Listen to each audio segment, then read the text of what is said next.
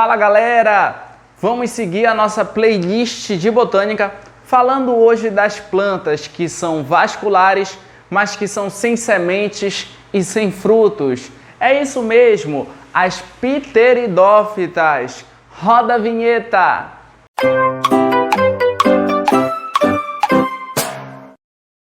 Primeiramente você tem que conhecer os principais representantes das pteridófitas. Então vamos junto bem aqui, ó. As pteridófitas são representadas principalmente pela samambaia, tá aqui a samambaia muito bonita, pela avenca, tá aqui a avenca, pela selaginela, essa planta aqui, e também pela cavalinha. Esses são os 4 principais representantes do grupo das pteridófitas. O nosso estudo vai ser baseado principalmente nas samambaias, porque são as pteridófitas que costumam mais aparecer nos vestibulares. Então bora estudar cada característica geral desse grupo de plantas aqui, as pteridófitas. Eu coloquei aqui para você as principais características das pteridófitas que você deve conhecer para os vestibulares. Vamos entender cada característica dessa. A primeira característica das pteridófitas que eu quero que você entenda é que elas são consideradas as primeiras plantas vasculares. As plantas vasculares também podem ser chamadas de traqueófitas. Agora bora lá. Eu já expliquei para você naquela primeira aula de introdução à botânica que plantas vasculares são plantas portadoras de vasos condutores de seiva. E seiva nas plantas nada mais é do que nutrientes. Essas plantas aqui, elas já vão ter xilema e floema para transportar seiva no corpo delas. E é por isso que essas plantas também, elas vão ser plantas de maior porte que as briófitas. Aí, Leandro, como assim? Como aqui existe vasos condutores de seiva, a seiva vai poder ser transportada de maneira mais rápida de uma parte para outra do corpo da planta. E a planta então vai poder ter um tamanho corporal maior. Lá nas briófitas, as plantinhas tinham o corpo muito pequeno. Isso porque elas não possuíam vasos condutores de seiva. E o transporte de nutrientes nas briófitas era feito de célula para célula por meio do processo de difusão simples. Mas aqui já vai ter vasos condutores de seiva.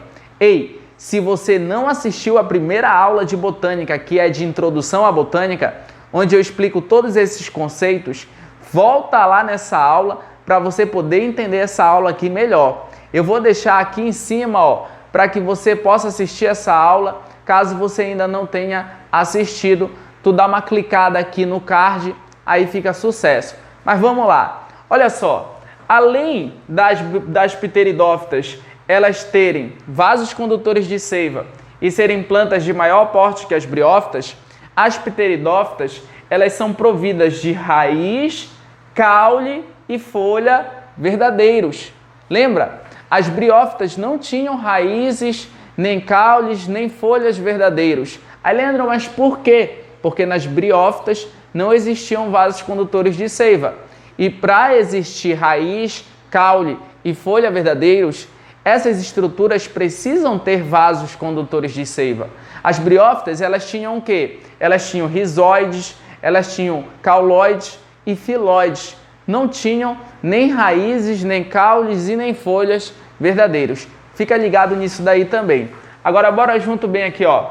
Elas são geralmente higrófitas, ou seja, plantas que vivem em ambiente úmido, e também elas são geralmente umbrófitas, plantas que vivem em ambiente sombrio.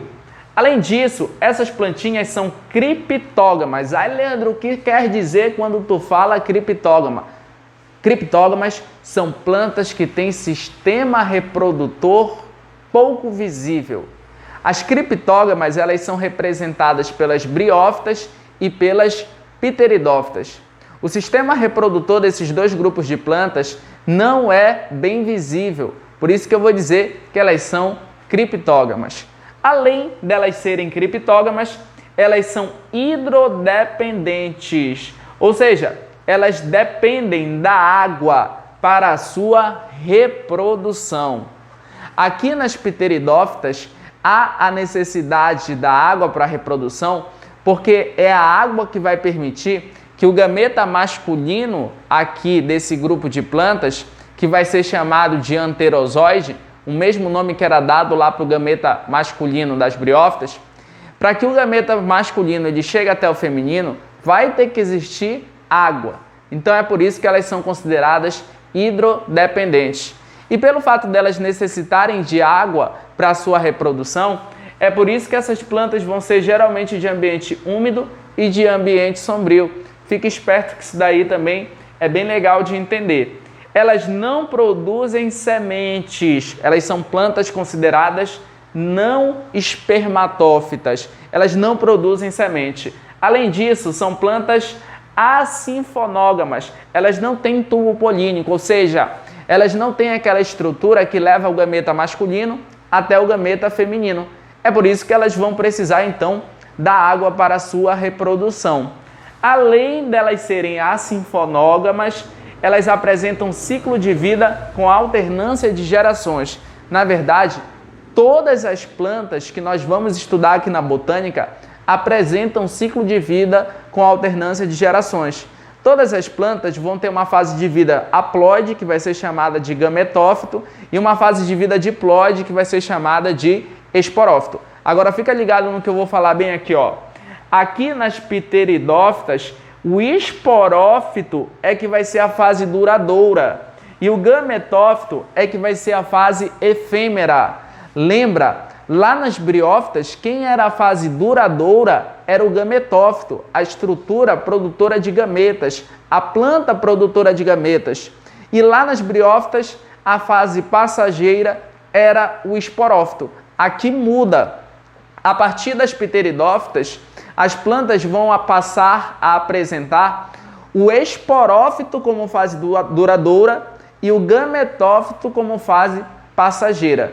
Isso começa nas pteridófitas, se mantém nas gimnospermas e também nas angiospermas. Então pega aí todas essas características que eu coloquei aqui para ti, bate um print da tela aí e copia no teu caderno para te estudar depois, tá bom? Eu trouxe aqui para você uma figura que representa o gametófito e outra que representa o esporófito das pteridófitas. Essas figuras são baseadas na samambaia, que é o principal representante do grupo. Agora vamos entender aqui, ó. Bem aqui está o gametófito das pteridófitas, que também é chamado de prótalo. Eu quero que você entenda aqui que o gametófito das pteridófitas, ele vai ser considerado hermafrodita, ou seja, ele vai ter tanto sexo masculino quanto sexo feminino. E lembre também que o gametófito é a fase de vida das plantas responsável pela produção de gametas.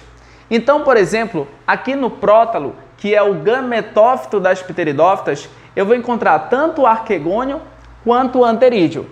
Lembre que o arquegônio é a estrutura responsável pela produção de gameta feminino, que nada mais é do que a oosfera. E o anterídeo é a estrutura responsável pela produção de gameta masculino, que são os anterozoides.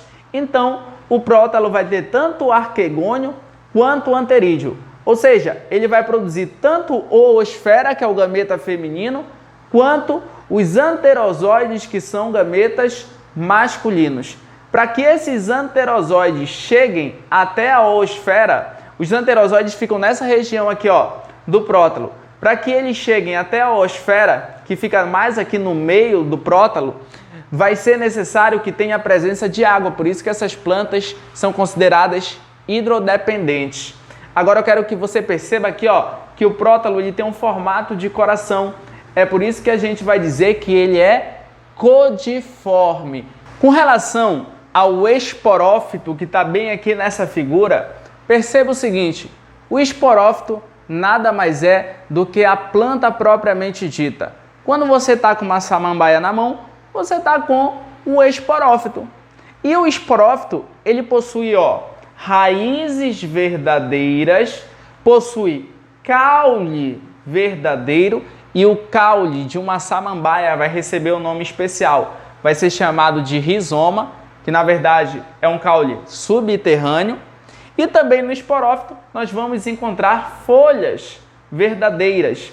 E essas folhas que nós encontramos aqui no esporófito, elas são folhas consideradas compostas, folhas formadas por porções menores que nós vamos chamar aqui de folíolos. Mas não se preocupe com isso agora, porque vai ter uma aula de morfologia vegetal onde nós falaremos somente sobre folhas. Mas eu quero que você entenda o seguinte, é aqui no esporófito que serão fabricados os esporos. Aí, professor, mas onde? Nas estruturas chamadas de esporângios. Os esporângios nas pteridófitas, eles ficam agrupados em estruturas denominadas soros. Vamos ver aqui nessa figura, na porção inferior dos folíolos da folha de uma samambaia, nós encontramos essas bolinhas marrons. Elas nada mais são do que os soros. E essas bolinhas são conjuntos de esporângios. É bem aqui que vai ocorrer a produção de esporos lá nos esporófitos. Bora entender então como que é o ciclo de vida de uma samambaia para representar aqui a reprodução das pteridófitas. Vamos juntinho aqui, galera. É o seguinte, bem aqui está o esporófito, tudo bem? Está aqui o esporófito. Na verdade, é uma parte do esporófito, a folha de uma samambaia. Lembre que nos folíolos da folha da samambaia, nós encontramos os soros, que são essas bolinhas marrons aqui. Os soros, eles nada mais são do que conjunto de esporângios. Aqui está sendo representado um esporângio. O esporângio, ele faz dentro dele um processo denominado meiose. E essa meiose vai fazer com que o esporângio consiga fabricar esporos. Está aqui os esporos. Os esporos são liberados no ambiente e em condições ideais eles originam o gametófito das pteridófitas, que também é chamado de prótalo. Agora fica ligado aqui, O prótalo, ele é um gametófito hermafrodita. Ele tem tanto o arquegônio, que forma a oosfera, que é o gameta feminino, quanto o anterídeo, que forma os anterozóides, que são os gametas masculinos. Aí olha o que vai acontecer. Ele vai produzir anterozóides e oosfera. O anterozóide, por meio da água, vai chegar até a oosfera. E o interessante aqui é que quando o anterozóide chega até a oosfera, ocorre a fecundação, que é a união do anterozóide com a oosfera, forma-se uma célula chamada de zigoto, que vai ser diploide. Aí, professor, por que diploide? Porque vamos junto aqui, o anterozóide é N, a oosfera também é N. Quando eles se unem, N mais N dá 2N. A temática é bem fácil aí. Agora fica também muito atento ao seguinte, os esporos são formados por meio de meiose que ocorre no esporângio. Os gametas, oosfera e anterozóides, eles são formados por mitose que ocorre no gametófito ou no prótalo. Depois que forma-se o zigoto aqui pela união do anterozóide com a oosfera, zigoto 2N, esse zigoto desenvolve no embrião e o embrião vai originar um novo esporófito, fechando o ciclo de vida da samambaia. Tá vendo só como botânica é bem simples de entender? Para ficar mais fácil de você estudar todo o ciclo reprodutivo das pteridófitas, eu fiz esse esquema aqui atrás que vai te ajudar muito. Então pega, bate um print desse esquema aí e anota no teu caderno. Vamos junto aqui, O gametófito é a fase de vida da pteridófita responsável pela produção de gametas. Ele também é chamado de prótalo. Lembra? Esse gametófito, ele é hermafrodita, tem sexo masculino e sexo feminino. O gametófito, ele é sempre N, ele é sempre haploide. Esse gametófito, o prótalo, ele possui tanto o anterídeo, que é a parte masculina dele, quanto o arquegônio, que é a parte feminina. O anterídeo e o arquegônio são N, também são haploides. O anterídeo é a parte masculina que forma o anterozóide, que é o gameta masculino, que também é N. O arquegônio é a parte feminina que forma a oosfera, que é o gameta feminino, que também é N. Agora atenção, a produção de anterozoide e oosfera ocorre por meio de mitose. Quando o anterozoide se une com a oosfera na fecundação, forma o zigoto, que é 2N. O zigoto é diploide, porque N mais N é 2N. Esse zigoto vai desenvolver no embrião, que depois desenvolve no esporófito 2N. O esporófito, lá nos soros, vai produzir o quê? Os esporos. Agora fica atento para o seguinte, o soro, ele é 2N, ele é diploide, mas os esporos que são produzidos no soro, eles são N. Ou seja, isso daqui indica que a produção de esporos pelo soro é por meio de meiose. Esses esporos, quando são liberados, originam um gametófito, um prótalo e fecha o ciclo aí todinho. Esse esquema aqui, só o filé para ti. Não te esquece de bater o print. Eu vou jogar aí, ó, na tela para ti, tu bate o print. Para resumir tudo o que eu falei, olha para essa tabela aqui, ó. Bem aqui temos gametófito e bem aqui temos esporófito. O gametófito das pteridófitas, ele é haploide e ele origina-se do esporo. Já o esporófito nas pteridófitas, ele é diploide e ele origina-se do zigoto. O gametófito, ele é sexuado. Aí, professor, por quê? Porque ele produz gametas, que são unidades sexuadas de reprodução. Já o esporófito, ele é assexuado, porque ele produz esporos, que são unidades assexuadas de reprodução. O gametófito, ele é independente. Apesar do gametófito, aqui, também chamado de prótalo, ser pouco desenvolvido, ele é clorofilado, portanto ele faz fotossíntese, então ele é capaz de fabricar seu próprio alimento. O esporófito também é independente. O esporófito, ele também contém clorofila lá nas suas folhas, e essa clorofila vai permitir que ele faça fotossíntese, portanto ele também fabrica o seu próprio alimento. Mas deixa eu falar uma coisa aqui, vale a pena ressaltar que nos primeiros estágios de desenvolvimento, o esporófito ele nutre-se das reservas que existem no gametófito. Para finalizar, o gametófito é passageiro ou temporário. Após a formação do zigoto, ele degenera.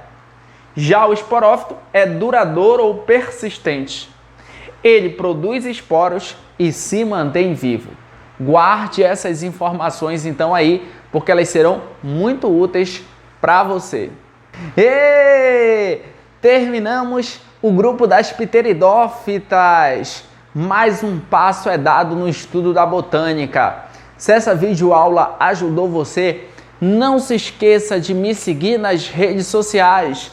Meu Facebook é Leandro Santos, meu Instagram é @profleandrosantos e não se esqueça, os slides das aulas estão todos no meu Instagram, então vai lá para você ter acesso, @profleandrosantos, e não se esqueça, é claro, de se inscrever aqui no meu canal do YouTube, Sinapse Biologia, ativar o sininho da notificação e sempre ser avisado quando eu postar novas videoaulas. Então, um grande abraço, tchau, tchau!